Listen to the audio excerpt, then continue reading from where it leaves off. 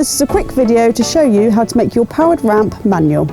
First of all, you remove the red pin. Make sure you have the washer and keep them close together. Please remove the strut gently. Just pull this one down. Then pull out the pin and remove the washer. Keep them together. Then put pressure on the arm. Remove the bolt. Keep the pressure down to release the motor. Hold on to the arm as it will jump back.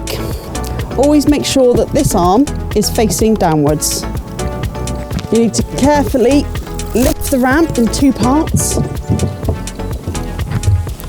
with a lot of pressure pushing in. Then you can operate the tailgate as normal.